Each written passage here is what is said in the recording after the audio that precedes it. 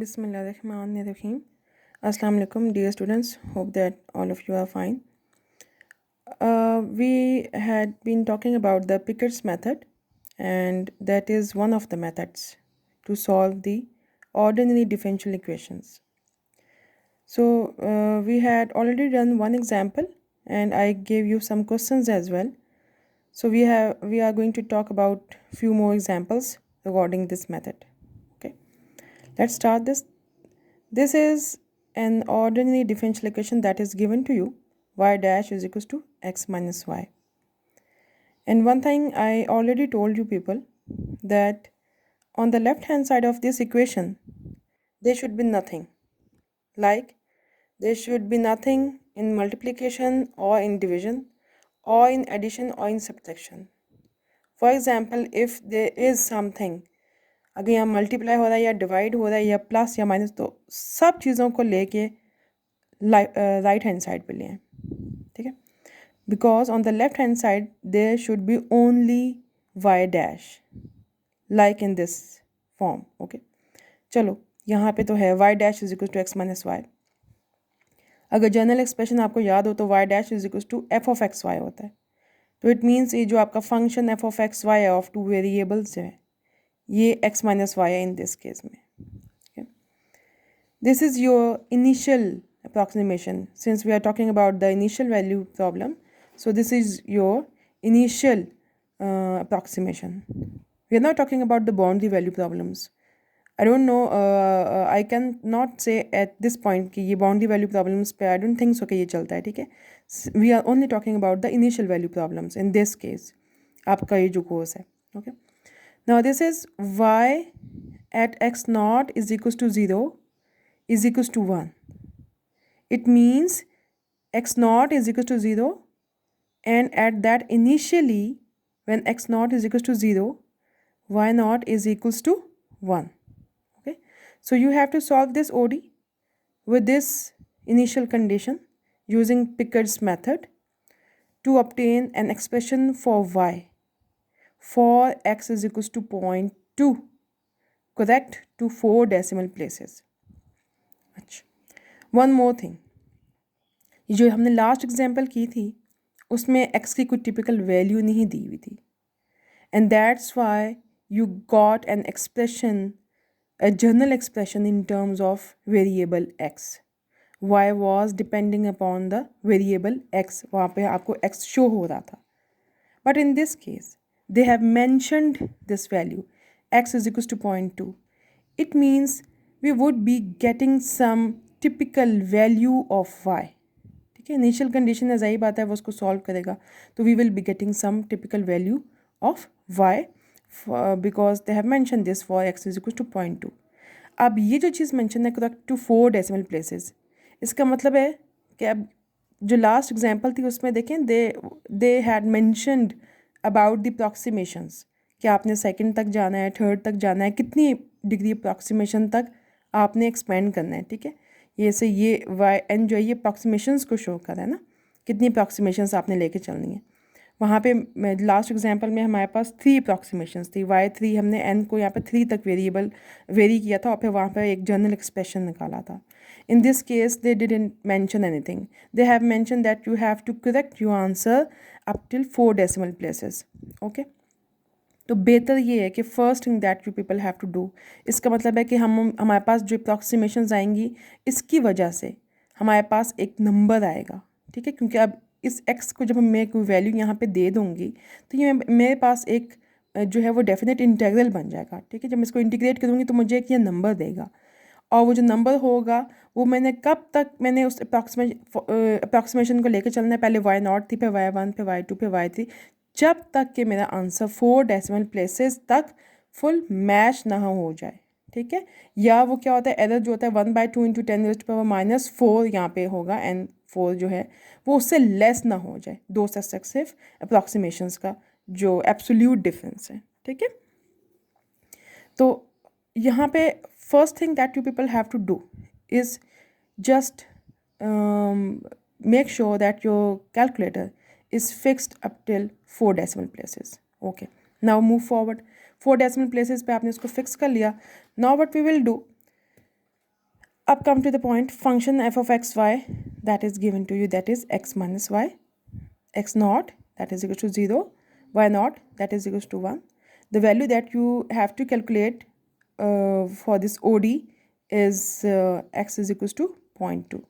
Okay, always write all the things that are mentioned in the question. Okay, now write the general formula, that is yn is equals to y naught plus x naught to x into f of x comma yn minus 1. if there is yn तो फिर यहाँ पे जो expression है वो yn minus 1 होगा, ठीक है, 1 स्टेप नीचे होगा into dx.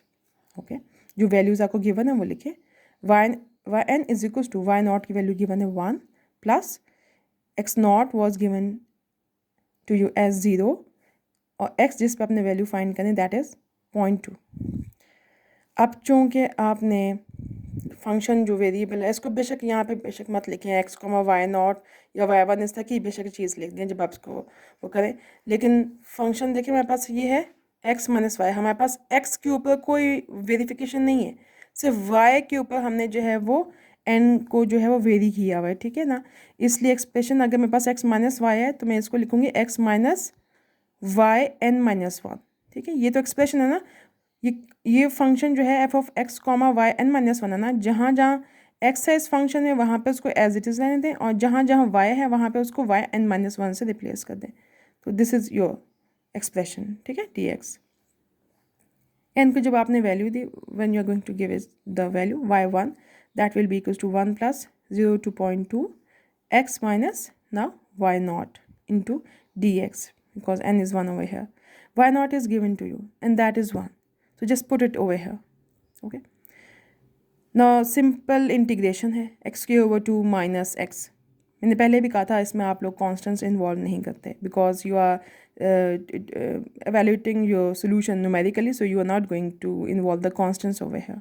So since this is the definite integral, you are being given with the limits. Just put in the limits. पहले अपर लिमिट पुट करेंगे फिर माइनस करके जीरो लोअर लिमिट पुट करेंगे, ठीक है ना. तो जीरो से तो of course it would be zero.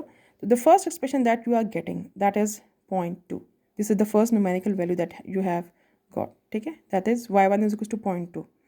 Now second approximation, क्योंकि देखें y नॉट हमारे पास 1 है और y2 जो है y1 जो है हमारे पास 0.82 है. This is a hell of difference, 4 decimal places तक तो कहीं भी मैच नहीं होता, ठीक है.